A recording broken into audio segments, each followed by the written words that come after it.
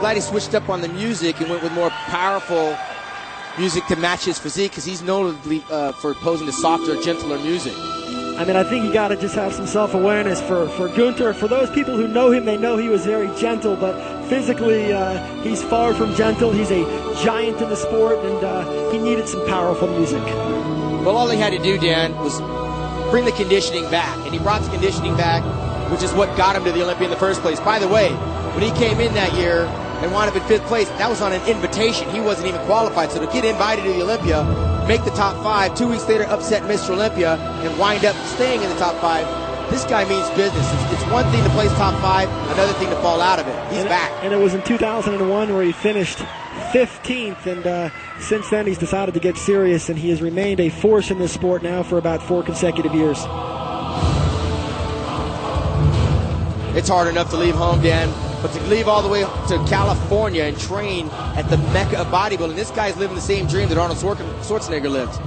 Yeah, he's one of these guys who really credits Joe Weider, of course, the founder of this event, for a lot of his success. Dr. Schlierkamp.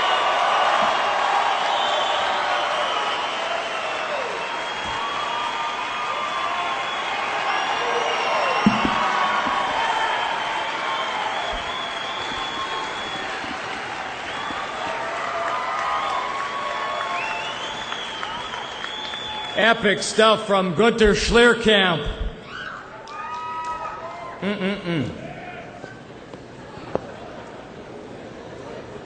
Our next competitor qualified at this year's Mr. Olympia by placing 2nd at this year's Toronto Pro. He was born in New Jersey and now resides in Fort Worth, Texas. He is known for his intensely insane workouts. At 5'8", 235, he's making his 3rd appearance here in Las Vegas. Got to give it up for Johnny Jackson.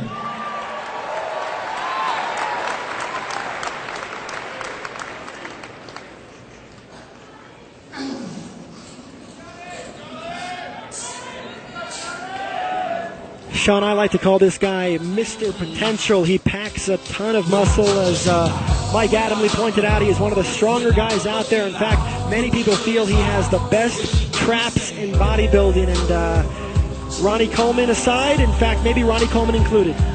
One of the few guys to continue getting 2nd. You know what that does to a bodybuilder? It drives him crazy. It drives him to get in better shape. This guy was 2nd in Toronto. This guy was 2nd in Orlando. This guy was 2nd in Dallas, Texas. This guy wants to make a name for himself. Tonight, his condition isn't what it was a couple of weeks ago, but he definitely deserved to be in the top 10. Well, he's competed in his 3rd career Mr. Olympia. He has not finished higher than 11th. That was back in 2000.